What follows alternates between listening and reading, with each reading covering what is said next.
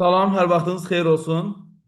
Bildiyiniz kimi bugün Güvən Nəşriyyat tərəfindən növbəti blok sınaq imtahanı keçirildi və mən bugün sizə bu sınaq imtahanında coğrafiya fənnindən istifadə olunmuş sualların izahını verəcəm. İlk olaraq birinci sualdan başlayaq.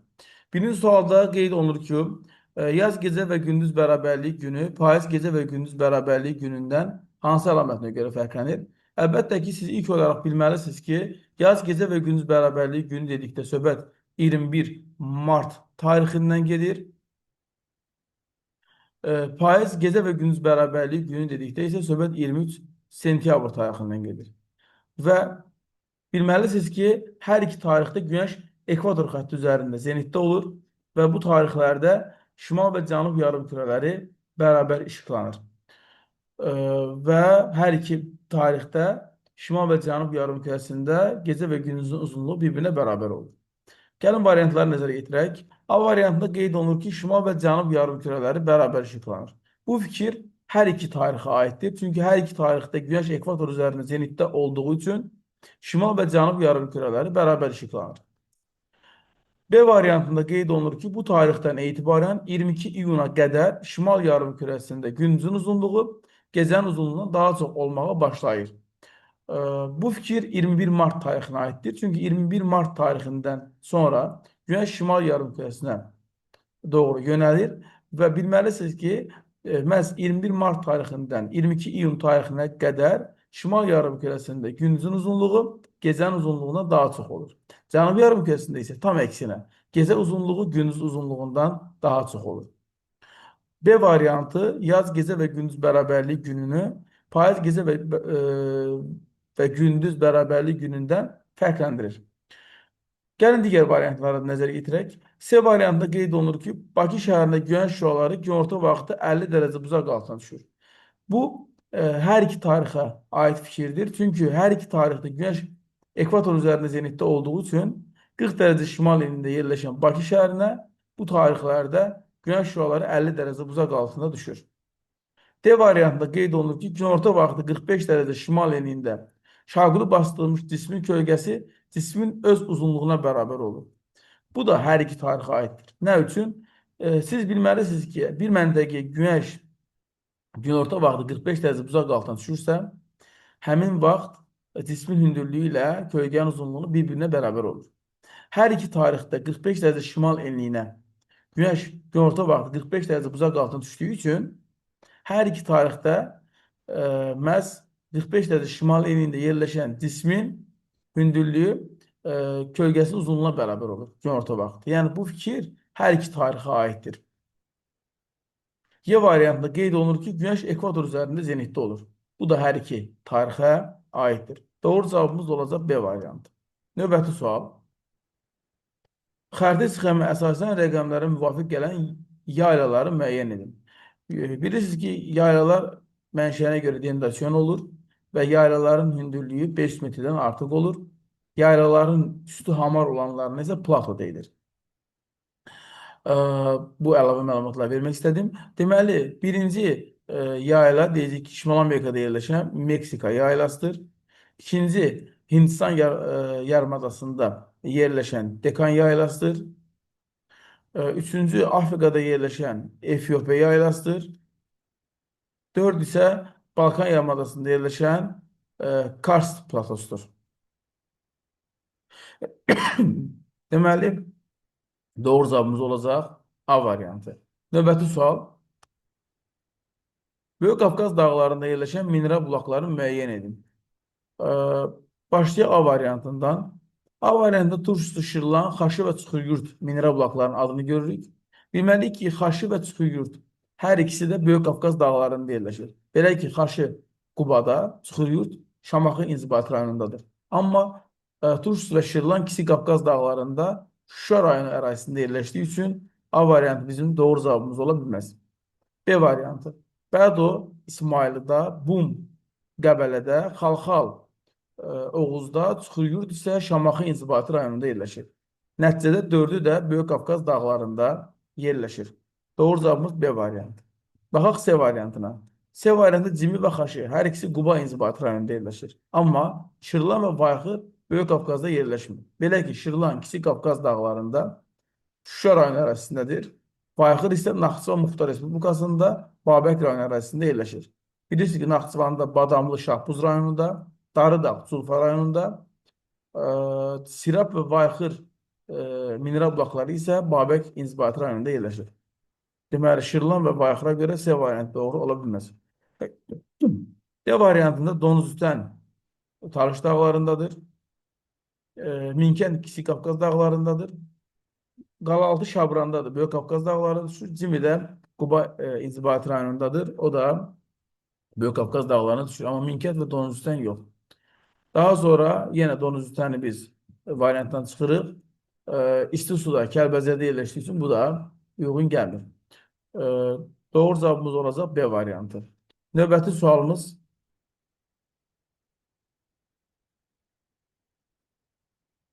deməli, Eylerimin diaqramına əsasən uyğunluğun müəyyən edildir. Yaşma düzü və Lənkəran ovalığı verilir. Kür dağ arası çökəkliyi tektonik çökmə zonasında yerləşir. Söhbət Lənkəran ovalığından gedir. Xəzər sahil mövqeyə malikdir. Hər ikisi də Xəzər sahil mövqeyə malikdir. Yaşma düzü Xızı rayonunda yerləşir. Xəzər sahil mövqeyidən. Lənkəran ovalığında bilirsiniz ki, Xəzər dənizi sahilindədir. Palçı vulkanları yayılmışdır. Yaşma düzündə palçı vulkanlarına rast gələ bilərik. Əsasən Tabaşir və Neogen dövrlərinin çöküntüləri yayılmışdır. Bu da yaşma düzünə aiddir. Lənkəran ovalığında 4-cü dövrün çökmə süxurlarıdır. Yaşma düzündə isə Tabaşir və Neogen dövrlərinin çöküntüləri yayılmış. Eyni zamanda əlavə deyib olaraq qeyd edim ki, Paleogen yaşlı süxurlara da yaşma düzündə rast gəlmək olar. 1-ə 3, 4, 2-yə 1, 3-ə 2. Doğru cavabımız C variantı olacaqdır. Deməli, növbəti sualımız uyğunluğu müəyyən edilir. Burada 10 dərəcə şimal enliyi, 5 dərəcə qərb uzunluğu, 40 şimal enliyi, 110 qərb uzunluğu, 70 cənub enliyi və 105 şərq uzunluğu görülür. İl ərzində gecə və gündüzün uzunluğu arasında vaxt fərqi daha çox olur. Yadınızda saxlayın ki, qütbə yaxın yerləşən məntəqələrdə il ərzində gecə və gündüzün uzunluğu arasında fərq daha çox olur. Bunlar arasında qütbə yaxın yerləşən 70 cənub enliyidir. Yeni Stukanı daha gec qarşılayır. Hansı daha qərbdə yerləşirsə, Yeni Stukanı daha gec qarşılayır. Verilənlər arasında daha qərbdə yerləşən 110 qərb uzunluğu olur. Afrika materikində yerləşir. Təbii ki, 10 şimal enliyi, 5 qərb uzunluğu. Günəş ildə 2 dəfə zenitdə olur. Günəş ildə 2 dəfə tropik işıqamlıq qurşağında zenitdə olur. Verilənlər arasında tropik işıqamlıq qurşağına 10 şimal enliyi düşür. Ona görə 1-ə CD, 2-yə deməli 1-ə C və D, 2-yə B, 3-ə A. Doğru cavabımız Y variantı olacaqdır. Növbəti sual. Cədvələ əsasən doğru sıraları müəyyən edindir. Burada silsilələr verilir və onlarla bağlı əlamətləri nəzərə yetirməliyik. Murovdağ ən uca zirvəsi Qamış dağıdır, 3724 metr. Buzdaq relief formalarına rast gəlinir. Murovdağla bağlı verilmiş hər iki fikir doğrudur, ona görə seçirik. Peştəsər, Talış dağlarına aid olan silsilədir. Mütləq hündürlük 2500 metrdən azdır, düz deyir. Kiçik Qafqaz tektonik qalxma zonasında yerləşir, düz deyir. Hər iki fikir Peştəsərə uyğun gəlir. Qarabağ silsiləsi, ölkə sərhədində yerləşir, xeyr. Qarabağ silsiləsi ölkə sərhədində düşmür. Ən uca zirvəsi Dəli dağ yox, Böyük Kirsdir, 2725 metr. Hər iki fikir Qarabağ silsiləsindən bağlı yanlışdır. Verilən fikirlər Qarabağ vulkanik ailəsinə aiddir. Qarabağ silsiləsinə yox. Yan silsilə bağlı paleozoik yaşlı süxurlar səthdə çıxmışdır. Xeyr, yan silsilədə yüksək dağlıq ərazilərdə Yura, orta dağlıq ərazilərdə isə Tabaşir dövrünə aid olan süxurları görə bilərik.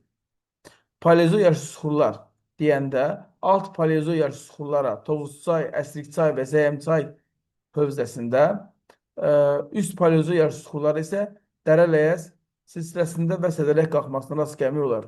Mərmə yataqları yan silsilədə biz deyəcək ki,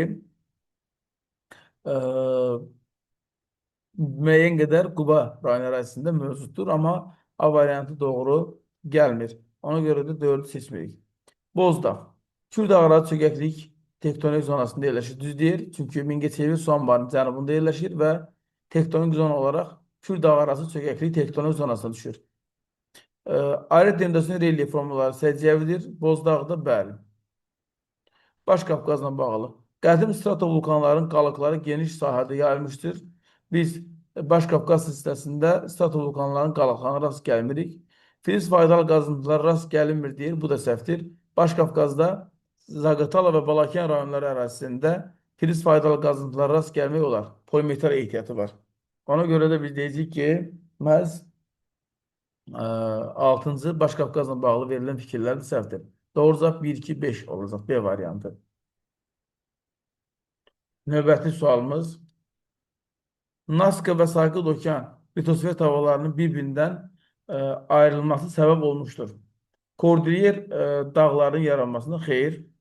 Zond və Alyut novlarının formlaşmasına xeyr. Pasx adasının yaranmasına bəli. Aralarında konvergen sərhədin formlaşmasına xeyr. Aralarında divergen sərhəd var. Və buna görə də rift zonasının formlaşmasına səbəb olmuşdur. Doğru cavabımız 3, 5, yəni D variantı. Növbəti sual. Günəş 15 dərəcə şimal enliyində zenitdədir. Buna əsasən tropik işıqlanma quşağında yerləşən hansı coğrafi enlikdə günorta vaxtı şaqlı bastırılmış dirəyin kölgəsi şimala düşər. İlk öncə sən bilməlisən ki, tropik işıqlanma quşağı deyəndə 23,5 dərəcə şimal və 23,5 dərəcə cənub enliyi aralığı nəzərdə tutulur. Ona görə 30 cənub enliyi tropik işıqlanma quşağında yox, mülayim işıqlanma quşağındadır. Eyni qaydada 40 şimal enliyi də. Eyni qaydada 30 şimal enliyi də. Qaldı B və D variantları. Günəş 15 dərəcə şimal enliyində zenitdədir. Sualın şərtinə görə. Və deyir ki, buna əsasən tropik işıqlanma quşağında yerləşən hansı coğrafi enlikdə günorta vaxtı şaqlı bastırmış dirəyin kölgəsi şimala düşər. Kölgənin şimala düşməsi üçün günəş cənubdan düşməlidir. Burada doğru cavab 15 cənub enliyi ola bilməz. Çünki əgər 15 cənub enliyi olsaydı, Günəş günorta vaxtı 15 cənub enliyinə şimaldan düşdüyü üçün kölgə cənubu göstərərdi. Ona görə doğru cavab olacaq 20 şimal enliyi. 20 şimal enliyinə, Günəş 15 dərəcə şimal enliyinə zenitdə olduqda cənubdan düşür günəş şüaları, ona görə də kölgə şimal göstərir. Ona görə doğru cavabımız olacaq B variantı. Növbəti sual. Cədvələ əsasən uyğunluğu müəyyən edin. Kiçik Qafqaz tektonik qalxmasına aid olan bütün ərazilərdə filiz faydalı qazıntılar geniş yayılıb. Fikri yanlışdır. Ona görə ki, Kiçik Qafqaz tektonik qalxmasına aid Talış dağlarında filiz faydalı qazıntılar geniş yayılmayıb. Bu yanlışdır, qabağından da yanlış yazıldığı üçün elə uyğun variant A variantıdır. B variantı. Orta Araz əyilməsi tektonik zonasında yalnız tikinti mənşəli faydalı qazıntılar yayılmışdır ifadəsi yanlışdır. Qabağına doğru yazıldığı üçün seçmirik. Ölkəmizdə bütün tektonik zonalarında palsı vulkanları yayılmışdır, xeyr. Ölkəmizdə sadəcə Böyük Qafqaz tektonik qalxmasında və Kür tektonik əyilməsində palsı vulkanlarına rast gələ bilərik. Bu fikir yanlışdır, amma qabağına doğru yazıldığı üçün seçmirik. Tektonik qırılmalar ərazilərin yaxınlaşması nəticəsində, qırışıqlıqlar isə kənarlaşması nəticəsində yaranır. Xeyr, tektonik qırılmalar ərazilərin bir-birindən uzaqlaşması, qırışıqlıqlar, yəni cavan dağların yaranması isə tavaların bir-birinə toqquşması nəticəsində olur. Bu yanlış fikirdir. Qabağına doğru yazıldığı üçün seçmirik. Böyük Qafqaz tektonik qalxma zonasında sürüşmə prosesləri aktiv şəkildə özünü göstərir. Fikir doğrudur. Amma qabağına yanlış yazılıb, ona görə seçmirik. Doğru cavabımız olacaq A variantı. Qərbi Sibir düzənliyi hansı xüsusiyyətinə görə Tron ovalığı ilə oxşar deyil? Platformada yerləşir. Hər ikisi platformada yerləşir və hər ikisi cavan platformadır. Neft və qaz ehtiyatları ilə zəngindir hər ikisi də. Avraziya materikində yerləşir hər ikisi də. Akkumulyativ düzənlikdir hər ikisi də. Kişiqlama quşağında yerləşir. Qərbi Sibir Şimal Qütb dairəsi tərəfindən kəsildiyi üçün Qərbi Sibir həm qütb, həm də mülayim işıqlama quşağına düşür. Amma Turan sadəcə mülayim işıqlama quşağında yerləşir. Doğru cavabımız olacaq Y variantı. Cənubi Amerika və Afrika materikləri üçün ümumi əlamətləri müəyyən edin. Ucqar şimal nöqtəsi şimal yarımkürəsindədir. Hər ikisinin ucqar şimal nöqtəsi şimal yarımkürəsindədir. Cənubi Amerikanın ucqar şimal nöqtəsi Qalinas, Afrikanın ucqar şimal nöqtəsi isə Bensekkadır. Hər ikisi şimaldadır. Qərb hissəsində fəal seismiklik və vulkanizm müşahidə olunur. Bu fikir Cənubi Amerikaya aiddir. Afrikanın qərbində biz bunu görmürük. Geoloji keçmişdə qədim Qonufana qurusuna aid olmuşdur hər ikisi də. Mezozoik qırışıqlığına aid olan ərazilər mövcud deyil. Hər ikisində də Kimmer dağı müəyyənləməsinə aid olan ərazi görmürük. Hər iki tropik xətti ilə kəsişir. Bu Afrikaya aiddir. Cənubi Amerika sadəcə Cənub tropik xətti ilə kəsişir. Sahilləri Atlantik və Hind okeanının suları ilə yuyulur fikri Afrikaya aiddir. Cənubi Amerika Atlantik və Sakit okean suları ilə yuyulur. Doğru cavabımız 1, 3, 4 B variantı. Növbəti sual. Xəritə sxeminə əsasən vulkanogen efuzif çökmə suxurlarının yayıldığı əraziləri müəyyən edin. Təbii ki 5, təbii ki 4. 4 ilə 5-də biz deyirik ki, məhz paleogen yaşlı vulkanogen efuzif çökmə suxurları görə bilərik. 3-də isə Murovdağdır. Burada Yura yaşlı vulkanogen efuzif çökmə suxurları görə bilərik. Ona görə doğru cavabımız 3, 4, 5 C variantı olacaqdır. Güneş 10 dərəcə şimal enliyində zenitdə olanda hansı coğrafi enlikdə qütb gündüzü deyil? Əgər Güneş 10 dərəcə şimal enliyində zenitdədirsə, deməli 80 dərəcə şimal enliyi ilə 90 dərəcə şimal enliyi aralığında qütb gündüzü qeydə alınır. Ümumiyyətlə bilməlisiniz ki, Günəşin zenitdə olduğu paralellə qütb gecə və gündüzlərinin qeydə alındığı paralel xəttinin cəmi 90-a bərabərdir. Əgər 10 dərəcə şimal enliyində zenitdədirsə Günəş, deməli 80 dərəcə şimal enliyi ilə 90 dərəcə şimal enliyi aralığı qütb gündüzüdür. O zaman təbii ki 82 şimal enliyi, 87 şimal enliyi və 85 şimal enliyi. 2 dəfə də 90 şimal enliyi. Üçündə də qütb gündüzü olacaqdır. Amma 75 şimal enliyində olmayacaqdır. Çünki 75 şimal enliyi 80 ilə 90 arasında yerləşmir. Ona görə doğru cavabımız olacaq Y variantı.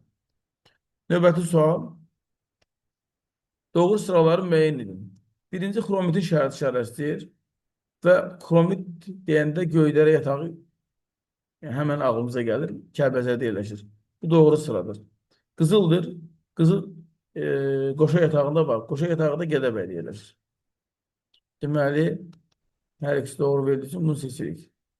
Bu polimetalın şərti işarəsidir. Amma Qaradağda yoxdur. Qaradağda Gədəbəy rayonunda mis var. Bu misin şərti işarəsidir, amma buraya yazılıb kükürt. Buraya yazılmalıdır mis və buraya yazılmalıdır Qaradağ yatağı.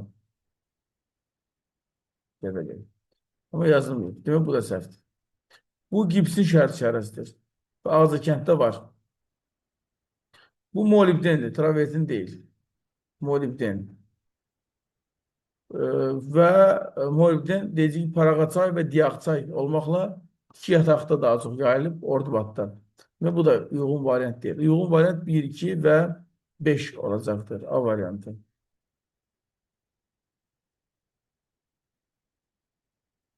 Növbəti sual. Xəritə sxemi əsasən K məntəqəsindən başlayan istiqamətlərə uyğun gələn coğrafi obyektlərin düzgün sırasını müəyyən edin.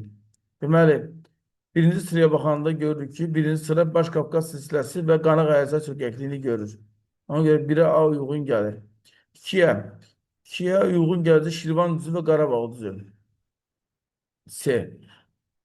İkinci xətt deməli, burada Şirvan düzündən, burada da Qarabağ düzünün ərazisindən keçir. 3-ə baxanda isə deyəcək ki, doğru cavab olacaq 3-də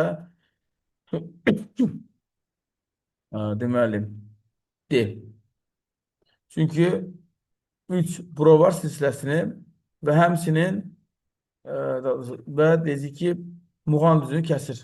Ona görə 1-ə A, 2-yə C, 3-ə D olmaqla doğru cavabımız A variantı olacaqdır. Növbəti sual. Kür çayı hansı relyef vahidlər arasında sərhəd rolu oynayır? Kür çayı Şirvan və deməli Mil düzlərini ayırır. Muğanla Cəmi Şərqi Şirvan düzlərini ayırır və Gəncə Qazax düzü ilə Ceyran çölü bir-birindən ayırır. Ona görə doğru cavabımız 1, 2 və 6 D variantı olacaq. Məsələn, Mil və Muğanı ayıran kür yox, arazdır. Salyan və Mil düzləri bir-birindən ayrılmır, çünki aralarında Muğan düzü var. Doğru cavabımız olacaq 1, 2, 6 D. Eol mənşəli relyef formaları küləyin yaratdığı relyef formalarıdır. Ona görə düyünlər və barxanlar bu sualın doğru cavabıdır. Karları, sirkləri buzlaq yaradır. Karları, sirkləri və turok tərəflərini.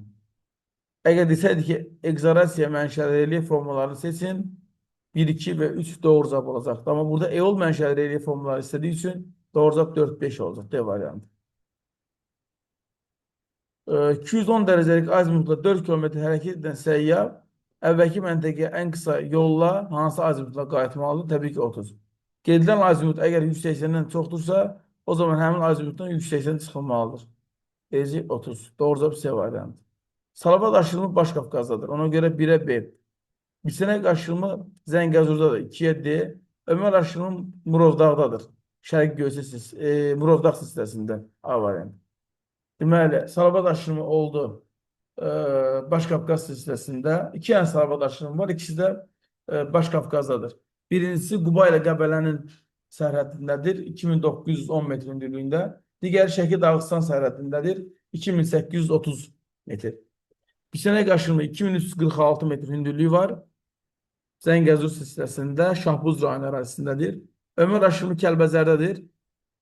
3260 metr hündürlükdə. 1'ə B, 2'ə D, 3'ə A. Doğru cavab D variantı. Növbəti sual. Xəritələrdə çayların axın istiqaməti hansı təsvir üsulu ilə göstərilir? Əlbəttə ki, hərəkət xəttləri üsulu ilə.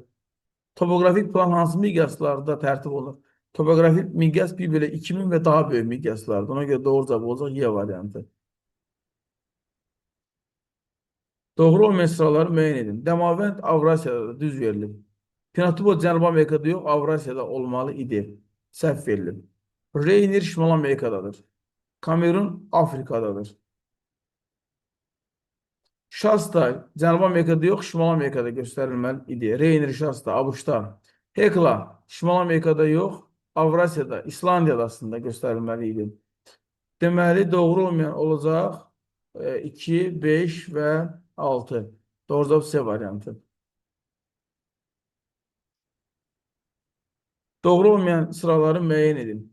Viviana denudasyon düzənlikdir. Qədim platforma olan Cənubi Amerika qədim platformasında yerləşir və hündürlüyü 500-dən çoxdur. Bir doğrudur. Qərbi Sibir alüvyal düzənlikdir. Çünki Ob və Yenisey çaylarının alüvyal çöküntüləri hesabına formalaşıb. Cavan platformadır. Hertzin dağı əmələ gəlməsində yaranıb. Hündürlüyü 500-dən çox deyil. Çünki bu ovalıq olduğu üçün hündürlüyü 200 metrə qədərdir. Ona görə bu doğru deyil. Orta Sibir akkumulyativ düzənlik olamaz. Çünki Orta Sibir yayladır və denudasyon mənşəli düzənlikdir. Müsəfdir. Qədim Sibir platformasında yerləşir. Düzdür. Hündürlüyü 200 metrdən azdır, yox. Hündürlüyü 500 metrdən çoxdur olmalı idi. Burada 3-də dedik ki, yanlışdır. Yanlış olduğunu seçilir. La Plata. Denudasyon mənşəli düzənlik olamaz. Çünki La Plata ovalıqdır. Ona görə də akkumulyativ mənşəli. Geosikal yox, platformada yerləşir. Hündürlüyü 200 metrə qədərdir. Bir dənə bu düzdür, La Plata ilə bağlı. İkisi səhvdir. Anadolu denudasyon mənşəli düzənlikdir, çünki yayladır. Geosikalda yerləşir, hündürlüyü 500-dən çoxdur. 5 doğrudur. Yanlış olan 2, 3 və 4 olacaqdır. Növbəti sual. Xəritə sxemdə iştiqlənmiş ərazi üçün doğru fikirləri müəyyən edin. Burada Braziliya yaylasına söhbət gedir. Braziliya yayləsi akkumulyativ düzənlikdir, xeyr. Platformanın qalxan sahəsini bəli. Qədim Cənubi Amerika platformasının qalxan hissəsidir. Denudasyon düzənlikdir, çünki yayladır. Seismik proseslər aktiv deyil. Fəaliyyətdə olan vulkanlar rast gəlinmir. Günəşin zenitdə olma prosesi baş verir, çünki bir hissəsi tropik şikamo quşağında yerləşir. Ona görə də burada günəşin zenitdə olma prosesini görə bilərik. Doğru cavab 2, 3 və 6 olacaq. Növbəti sual. Doğru ifadələri müəyyən edin. Müqəddəs Yelena və Kuril adaları litosfer havalarının divergen sərhədində yerləşir. Kuril xeyr. Kuril toqquşma zonasındadır. Sakit Okean Avrasya. Burada müqəddəs Yelena divergentdir. Bu doğru olmadı bu fikir. Kalahari qum düyünləri geniş yayılır. Bəli. Hətta ən qalın qum örtüyü Kalahari səhrasıdır. Kalahari səhrası harada yerləşir? Afrikanın cənubunda Car, Botswana və Namibiya dövlətlərinin ərazisində. Pinni dağlarını Qrimis meridianı kəsdiyi üçün bu dağları 3 yarımkürədə yerləşir, bəli. Kopetdağ Alp Himalay qırışıqlı zonasında yerləşir, bəli. Kopetdağ bilməlisiniz ki, İran və Türkmənistan sərhədindədir. Alp və Karpat dağları qırışıq fəal dağlar hesab edilmir.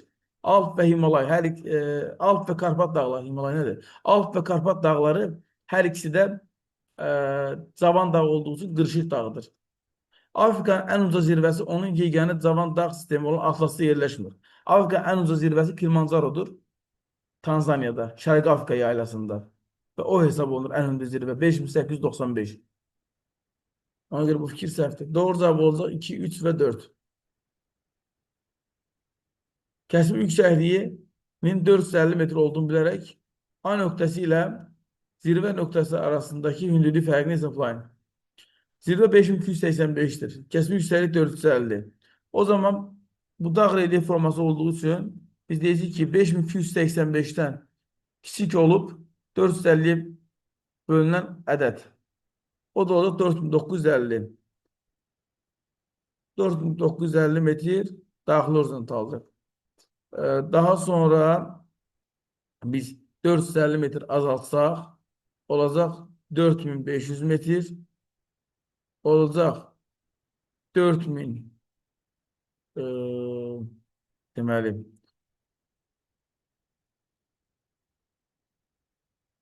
yəni bütöv hesablamaq istəyirəm, amma yaşdan beri yazmıyorum. 4050 metr istedim bütöv yazam, amma ev yox. Ve bu da oldu tabii ki 3600 metr. Demek A nöqtəsi 3600'dür, zirvədə 5285. 5285'ten çıxırıq. 3600'ü bərabərdir. Demək 5285 çıxaq 3600, 1685. Sualın doğru cevabı 1685 metr. Dağlar verilib. Qafqaz dağları Alp dağı məqaməsinə aiddir. Kunlun dağları Kimmer dağı məqaməsinə aiddir. Apalas dağları Kaledon və Hersin. Demək, 1'e A, 2'ye D, 3'e de C ve Y uyğun gələcəkdir. Burada Baykal'a ait hər hansı bir dağ göstərilməyib. Situasiyaya baxaq. A materikinin sahil xətləri litosfer havasının sərhəddi ilə üst-üstə düşmür. Ona görə də seismik cəhətdən sabitdir və burada fəaliyyətdə olan vulkan yoxdur. Burada cavan dağlar yoxdur, lakin şərq sahilləri boyunca çox da yüksək olmayan qədim dağlar uzanır. Materikin sahillərinin iki okean suları yuyur. Onun ucqar qərb nöqtəsi 113 dərəcə şərq uzunluğunda, şərq nöqtəsi isə 154 dərəcə şərq uzunluğundadır. Gələk görə bizdən nə istəyir? Yer A materikini və onun sahillərini yuyan iki okeanın adını yazın. A materiki burada olacaq Avustraliya. Söhbət Avustraliyadan gelir. Və onun sahillərini yuyan bir Sakit okeandır, digəri isə Hind. Əgər bu formada yazmışsınızsa tam bal gələcəkdir. A materikin ucqar qərb və şərq nöqtələrin adını və onların arasındakı yerli vaxt fərqini yazın. Deməli, biz bildik ki, ucqar nöqtələrdən biri 113 dərəcə şərq uzunluğunda, digəri də 154 dərəcə şərq uzunluğunda. Düzdür? Gəl ilk öncə deməli ucqar qərb və şərq nöqtəsini yazaq. Ucqar qərb nöqtəsi Steep Point-dur. Steep Point. Ucqar şərq nöqtəsi isə Byron burnudur. Avustralya'nın. Yerli vaxt fərqi isə nə qədər olacaq? Biri ucqar nöqtənin biri düşür 113 dərəcə şərq uzunluğuna. Digəri isə düşür 154 dərəcə şərq uzunluğuna. Deməli, aradakı dərəcə fərqi nə qədərdir? 154'ten 113 çıxsaq, eləcək 41 dərəcə. Deməli, aralarında 41 dərəcə fərq var. Siz də bilirsiniz ki, 1 dərəcə üçün nə qədər zaman lazımdır? 4 dəqiqə. 41 dərəcə üçün 164 dəqiqə. Əgər 164 dəqiqə yazmışsınızsa, təbii ki, tam bal gələcək. Və yaxud da ki, 2 saat 44 dəqiqə yazanlara da tam bal gələcəkdir. A materikində yerləşən qədim dağların azı 2 dağ və materikin ən uca zirvəsinin adını yazın. Qədim dağları biz burada böyük su ayırıcı dağlarını, Makdonel dağlarını, deməli, birinci sual əgər böyük su ayırıcı dağları, Makdonel dağları və Hammersli dağları yazmışsınızsa tam bal gələcək. Və materikin ən uca zirvəsi Kosciuszko zirvəsidir. O da 2228 metrlik hündürlüğe malikdir. Böyük su ayırıcı dağlarının cənubunda yerləşir. Deməli, bütün sualların izahını verdim. Ümid edirəm ki, hər bir izah sizə tam olaraq aydın olmuşdur. Video sizin için faydalı olduysa videonu beğenin, dostlarınızla paylaşın, kanala abone olun ki biz daha çok insana satabilək ve daha çok insan için faydalı məlumatlar paylaşabilək. Növbəti sınaq izahlarında və video izahlarında görüşənədək özünüzə yaxşı baxın.